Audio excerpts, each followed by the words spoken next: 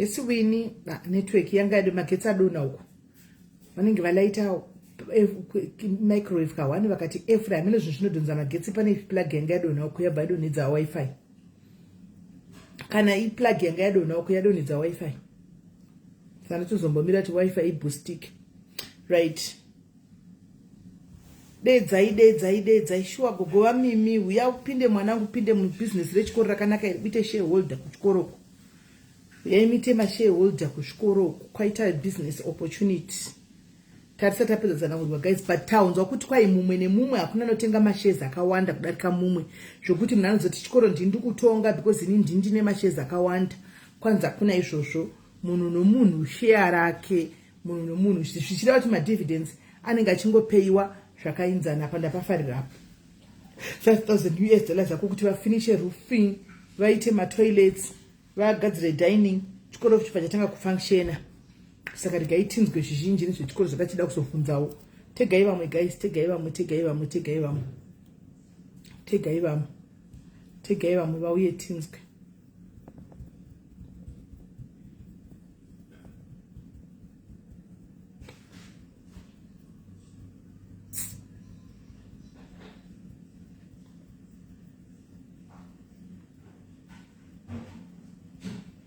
Nine.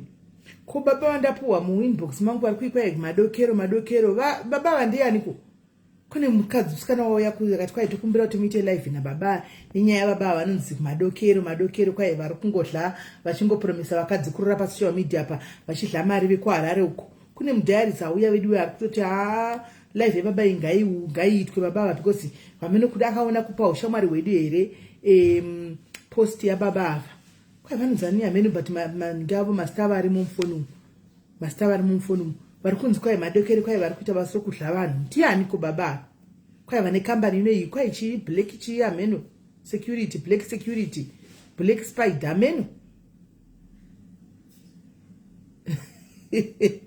asi makadliwawo kai wakakambogowa Maria wakakambogowa here nababa kwai baba vanetsa vadzura Facebook account yavo adaseka mudhaira akwadzi tutoda live toda kuti titobuda pachena otese munhu gatobuda pachena. I'm like baba koinda so madhara chiko mazvona zvete varume izvo zvane kwai vanenge vachitaura izvo zvane mukadzi mazvona zvete varume ava izvo zvanenge vane mukadzi vachiita magame esiwaya pasocial media ipapa social media yakatiparira zvakaoma.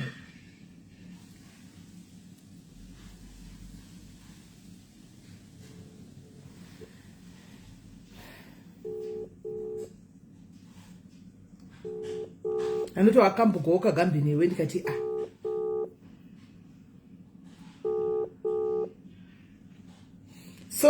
sorry hanzvadzi yangu sorry kuri wadona plug kunoku saka wifi yamboita down yatozoboostika futi sorry. Tati kuenderera mberi ndawa mati mimi ndakandanzwisa zvakanaka mati munhu nomunhu share rake handiti hakuna munhu unotora mashezi akawanda. Ndipo pane musimboti wezvinhu zvese. Yes. Nokuti unozoyokontrola kuti ndini shareholder majority shareholder pano saka kana akainzana mashares zvinenge zviri bho. Ndizvozvo chaizvo. Saka pakanaka. Saka endera henyu mberi manga muchiti mimi masvika pa-window level anditi muri kuda kuti mupedzise chikoro ende tinoda kuziva chikoro ichi chinenge chidzidzisa curriculum ipi. Patati tasvika pa-window level primary block tine secondary block neprimary tine primary block. Saka secondary block ndo rine ma-21 classrooms dzasvika pa-roofing stage. Boarding facilities asvika pa-roofing stage. Primary block ndo rasvika pa-window level. Primary inobatana nekindergarten inobatana futi neclinic. So we also have a clinic there. Inga zvakati build clinic ndenyu here kana kuti ndeye vamwe vari kuita clinic? It is our clinic. Wow. Karika clinic for our students. Oh wow. Okay. So from kindergarten to primary school to secondary school. Yes, that's correct. Mafunga business. zvakabatana izvi, right? Saka pari kuitwa chi, pari kudzidzwa chi apa? ICambridge here? Pari kudzidzwa chi? Yeah, Cambridge. Wow. To adopt Cambridge system. Asi ngatichisa an African flavor. Okay. We also have to look at the host country, Mozambique. Totally so trending. So we are going to have a mixture of subjects that are going to be taught there. But the examination board, the major examination board is Cambridge. Wow. We also consider the internal examination board in Mozambique, so that we also cater for the locals. We do not want just to operate and then we for leave foreigners. So, yes. Yes. Saka, right, chikoro ichi mukutasira kuti munoda kuvhura zvarini? Target yedu ndeyamuna February, if latest inenge March, because as we all are aware, the Mozambique schools are open Munana February and end of February. So latest it will be end of March if all goes well. Okay. So kutarisira kwetirikuita. Okay. And tinodaira kuti nekuti unza kwamaita pano nema fellow followers ari pano vanoda business rechikoro vachaita join kuti tikwanise kuwane mari dzinodiwa tikwanise kupedzisa zvetiri kuita. Okay. Asi hatingomiriri ipapo, takatoitwa also invited nemabanks, so we are busy also applying for some loans kuti vatite fund. As you are aware that in Mozambique there are quite a shortage of schools, so even the government is advocating and supporting people like us who are coming together, put the resources together so that we can also uplift the Mozambican communities. So we want support from all over, even government officials are also supporting us. The mayor has also welcomed us. We introduced ourselves to the mayor. My title is now, we have everything. So like we sent the documents to you, even those who want to also have access to our property, you are free. We can also give you the location and you are free to go and assess so that you can ascertain what we are saying here is the honest truth. It's not a short deal that we are proposing here. Chinangwa chacho ndechekuti tifambe tiri pamwe chete sevanhu vamwe chete. Idea ye one share, one person, one share, ndekuti pazoavoidwa vanhu vanouya nemari dzakawanda. Ndaifarira iyoyo. Ndaifarira? Yeah, they buy you out, yes. Zokuya achitenga vamwe out, what I'm buying you out, kana kuti anenge akuganza kuti ndini majority shareholder. I say no. Kana mati muri kuumba chikoro community pamwe chese maZimbabweans, munhu wese ngafile kuti takainzana. Munhu wese decision ngaitorwe based on votes. Kuti tese tine 1% edu pano, saka apa pangati votei vadyiwa vadai zvinenge zvakanaka. Anomaona. So guys, muri kuona zvikuitika panapa. Uyu ndo mukana uyu kune vari kudata business vane mari dzavo. Team diaspora kuma shifts kuya haikwani ndoko kuinvesta mari yenyu kurudiwa 5,000. Saka how many people are you looking for apa kuti mukwanise number yema shareholders amuri kuda? Matimu ne 26 so far. Muri kuda vangani? 14. Yeah, we are looking for 14 shareholders at the moment, and that's the maximum number that we want. We don't go beyond 40. And the first 5 to come on board. 5,000. 5,000. Right.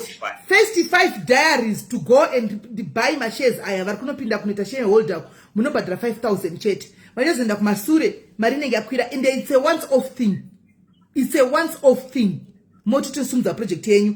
From there, project yenyu matopinda mkatika matobe shareholder. Wakutouya wapano shitoro SIS advertise my school.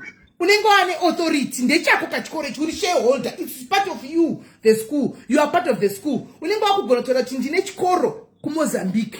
Saka munda kutodzoka pana takuvhura chikoro chiya manje. Titi marketera ivana vachinda kuchikoro. Toto marketa zvokuti madiaries Mozambique sine vamwe vari kune dzimwe vari kuda kusa vana vavo kuchikoro. Heyo boarding school yavhurwa. Iyi yakanaka nokuti nesuwo hanzi I can work in the clinic. Yeah, if kana vakuvhura mukana yekuinda maclinic, you can go and work in the clinic. Antika yakanakirawo kuti yafura nemba maoko edu apa. Munoisa vana venyu kuti tinopfuuraona kuti tinoona kuti vana vagere sei. Anomaona isusu vana venyu variko aiwa ndinoenda ndinoona madhari zangu kuti ko vana vakamira sei vagerere pachikoro apa vari sei $5,000 maita mutenda chikoro kaichi. And chikoro kusvika 50 years unongofa ugosiva zukuru wako shareholder, ugosiva sira vazukuru wako share rako iyoyo. Andoona kana madividends akubhadhara unenge uchingopiwa mari yako ugere zvako kwaugere, mari yako ichimbouya. Kana wafa inongoenda chikoro hachiperi, chikoro hachiperi kachechi chiripo. Hanimaona chikoro it's an investment for life. Nokuti chero takapedza chikoro isi tikadzidza kuna Regina Mutina nhasi chongovepo tachembera chongovepo. Hanimaona no $5,000 US. Yes, inodiwa yese, it's a once off. Inodiwa yese nyari ka one obva wapedza wabhadhira wapedza watove shareholder wosena ma documents ako. I'm going to show you my documents ndinawo. They are in my position ndinawo. Chakutodza ma document title deed rawo vanaro. Antika land yavo vakatotenga vanazvo zvese zvinodiwa vanazvo. Has to end the paper. Yes, you go and sign my paper. Yes, Nicola, muno sign my papers. Yes. You can't just pay my record box. You have to go and say, "Kana jishtoida nuna na lawyer wako." You go with your lawyer. Kana waku samari yako, so that you make sure your lawyer looks at everything and makes sure that everything is authentic. Mubadra marenyu yo sainwa, mosainwa wavene chikoro. Even varuku UK, kana chukwa America na ku Australia, I would advise you the same. You can't just pay mari yako over the line because SIS MELLY is advertised. No. Unogona kutuma titsvage lawyer. Antika toindaona lawyer unokumiririra toona paperwork yese kuti hapana here loophole iripo. Antika then you pay your money mosaina business, you are there wavene chikoro. Handizvo here naise ndiro rochaizvo SIS MELLY, and thank you so much for raising issue kuti chinenga chiri chikoro chako. Ndo imwe component yemodel yedu iri sticking out. Inonakidza pakuti when you join tinotora vanhu from all walks of life, from social divide, professions akasiyana-siyana. Nyangwe usina any profession yaunoti ndio profession yangu, hapana munhu anonzi haana profession. There is something, there is a skill that you are able to do. So once you join us, we are going to put you into a committee for which you have interest. We have got 7 committees, and companies mazhinji anoti ukanga watenga ma-shares, you just fold your arms and then you don't even know what is happening. So isusu takasiyana tinotopisa mu-committee, and committee is responsible for developing policies which are related to that committee, which will then fit into the entire school police handbook. Saka, from time to time you are kept up to date of what is happening. And isusu, let me correct one thing. I am not the executive CEO of that company. Hakuna zvakadaro, we are at equal. No padafarira ipapa. Apa ndo padafarira apa. Ndokuti hakuna nozvitupa ine am executive. You are equal. Yes. Yes. And the other thing, chandaona pamina ndikuone say majority mu chandaona. Wabadra 5,000, the 55 you are paying your 5,000, right? Chikoro chavhurwa. Anditika iwo une mwana wechikoro, it's obvious. Papa chikoro choga.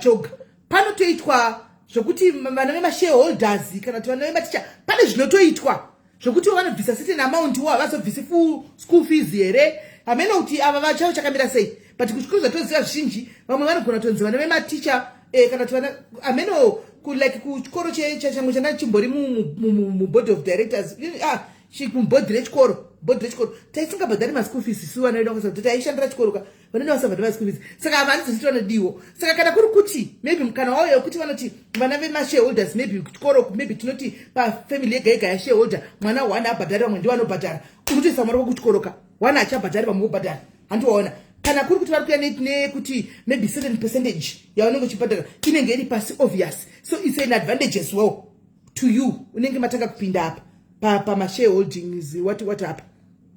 andi mazviona ndizvo here zvandikutaura se kana achisi ya ndizvo chaizvo kurutaura sisimeri ndosaka paya ndati hatina anonzi executive member nokuti after 3 years madirectors anovhoterwa tochinja mashareholders mamwe opindawo. That's why we want mashareholders all the time to be active in the committee so that they know how to run the school. So it's not only waiter invest, but we are also grooming our shareholders to be manager and also to get some skills on how participate. To run the company. Kana wapinda imo participate, say your thought. Taura funga dzako kuti nini apa ndisikuwirana izvi. Antika vanhu zvoenda patable boardroom zvovhutwa. Hazvina basa kuti uri kunyika kupi kuti kupi munongoita teams.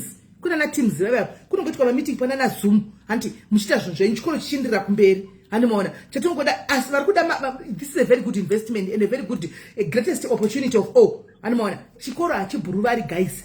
Chikoro chakafanana nebhawa. Bawa harisi rakabuda mustaira. Chikoro hachifi chakabuda mustaira. Nokuti doro vanongomwa doro wedha zvakadii vakachona vakadini zvidhakwa rimeda zvongoda doro.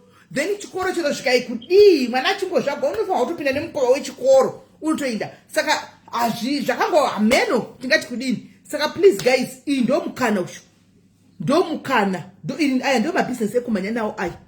Clinic tingati ndei munoinvesta clinic mugozodini but clinic kune pekuti zvinhu zvikaoma mishonga chaiyo hanomona inoshaikwa vanhu vanenge vachauya havauyiwo nakuti zvachienda kune dzimwe nyika but chikoro vanongoenda kuchikoro ndo chokwadi chazvosvika ischool fees yakwira munenge muchingokweshana nemaheadmaster epachikoro muripo hanomaona vana vachingovepo pachikoro muchingogwai muchingoiswa kumalawyers asi muripo vana vari pachikoro hanomaona saka iyi opportunity yakanaka iyi handichika iyi opportunity yakanaka iyi very way iyi opportunity yakanaka saka kana uripo you want to jensa uya tindu kutoda hangu ini I want to come to inbox uya kuseri Nicola come kuseri varikuda come kuseri uya indi ku link inavo ava motaura nditika ndinenge ndiripo tichiona kuti zviri kufamba sei I want to see yangu maita zvinhu zvemapedza nditika but I advise again paperwork isincha kutaridzai asi paunenge wakunobhadhira mari dzako chidini indana lawyer uite zvinhu zvako kuti zvive binding kuitira kuti mangwana sekutaura kwavari kuita pano handika kuti hakuna unozonzi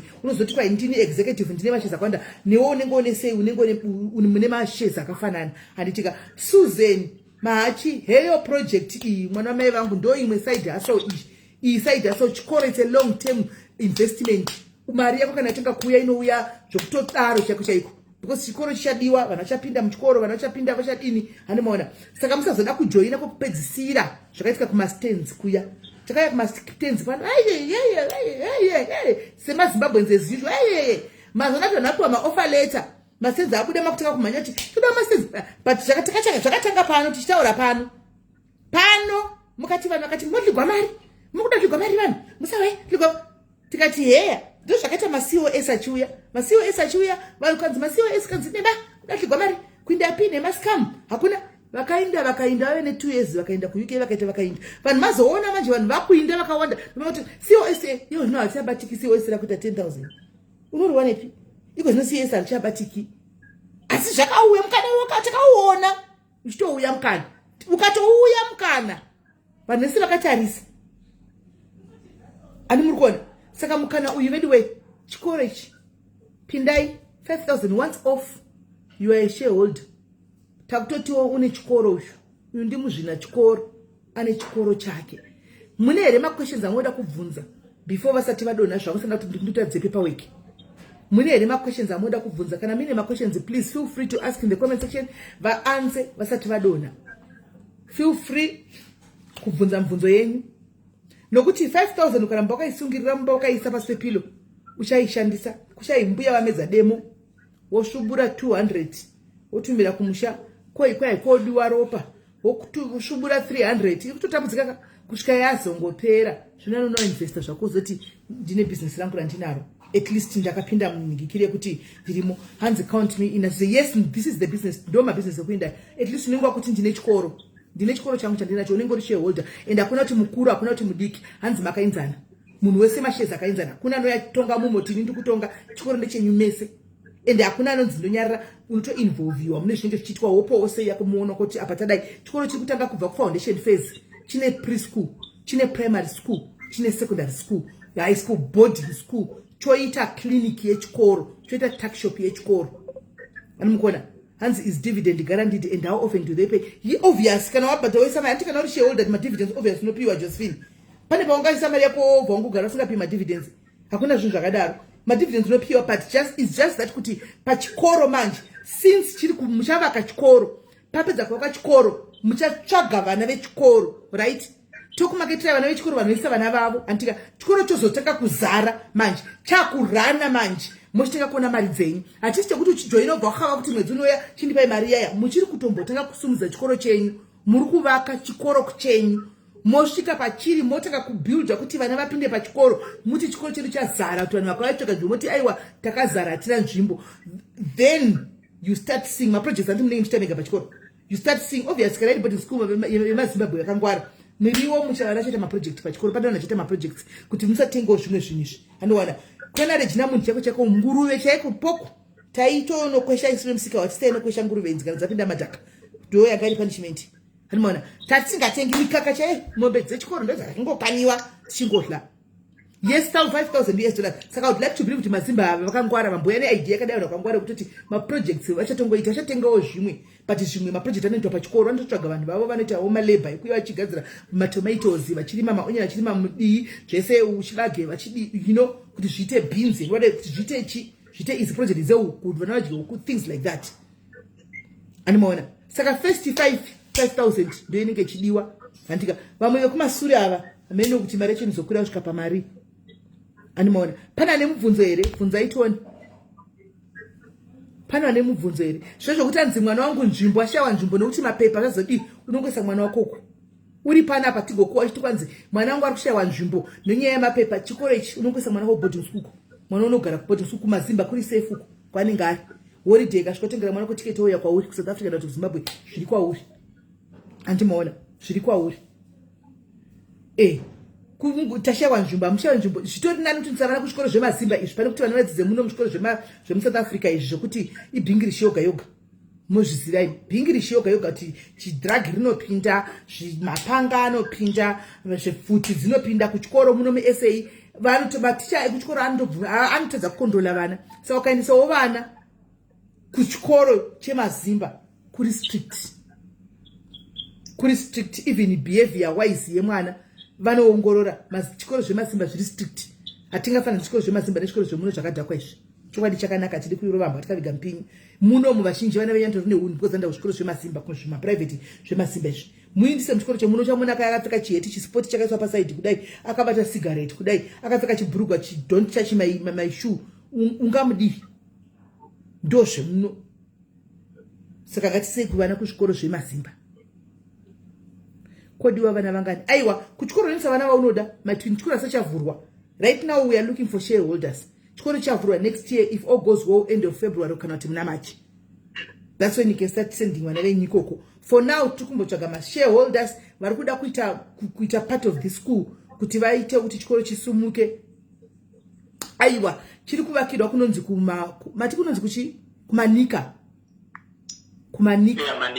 chiri kumanika chikoro hanzi chiri 10 km 20 km from the border saka chiri padhuze neborder gate saka chiri padyo kuchikoro ichi zvokuti chero kanisa mwana wako iwewe padhuze neborder anongokrosa border achidzoka kumba hanomaona saka guys kana if you are interested anditika kana varipo vari interested neopportunity iyi ndibate kuseri 5,000 US dollars chikoro chiri kuvakwa chikoro season 5,000 rands ingovaka chikoro 5,000 US dollars chikoro chatovakwa chatove chimwe chatove pawindo level high school primary iri chiri roofing level primary iri pawindo level antika neclinic and saka the idea is kuti chikurumidze kupera chitenge kuoperator muna February kana muna March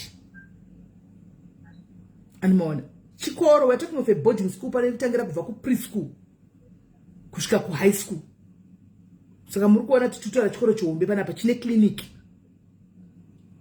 andimashona saka ndo mukana wacho ushu andika kana pasina vane mubvunzo baba maita henyu thank you very much ndinoda kuti ndimbovhura ndivataridze paperwork yandati ndinayo maoko mangu Okay, no, thank you so much, sister. Thank you, my brother. Thank you very much. All right, sharp. Right. So, gaitinde ku paperwork. Ngazoti pamwe kudandotaura zvinhu zvisipo. Right. Tikutanga nyaya yelenda nditaudza chikoro chakaguma kupi. Chikoro ndicho chichi. Andika muri kuona chikoro chikutovakwa andi muri kuona ndo chikoro ichi. You can see. Andika you can see chikoro ndicho ichi. Chiri kutovakwa, you can actually see chikoro ndicho ichi, guys.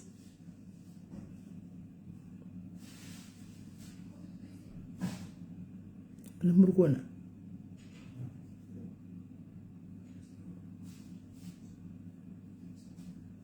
Ndo chikoro ichi.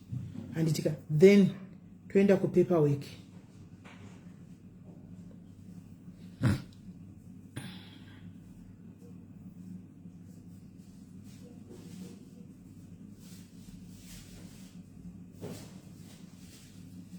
Chikoro chinonzigiswa ati mazviona ka kwai vakaendelese timu rangu aiwa richaenda timu.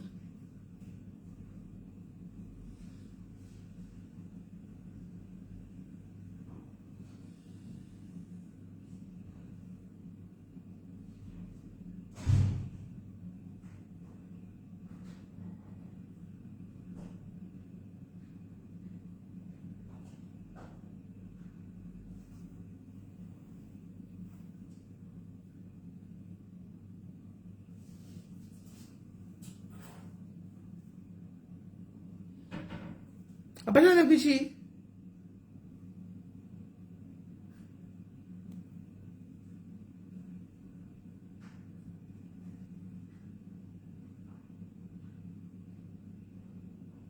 Okay, my screen is blank.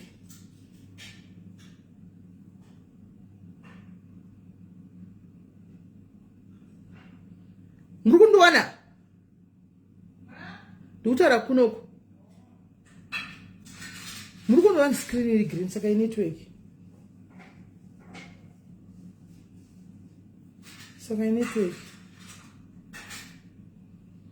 Alright, vanoda kuzoona mapepa, vanoda kuzoona pepa kochini tikukuona iwana. Kasi network.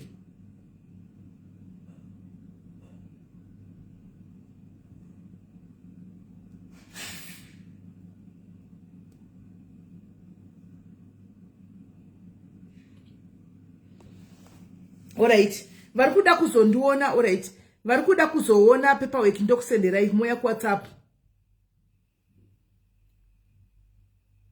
Alright, vari kuda kuzoona anditika paperwork ndinokupa Excel anditi. So all those who wants to join anditika vari kuda kupinda pa project yechikoro, please ndibate Excel, come to my WhatsApp, then I'll send you the paperwork mova maona inyikoko. Sezvo network yatochinja iri kutonetsa network yachona. Right, regai ndigokata tigozodzoka futi.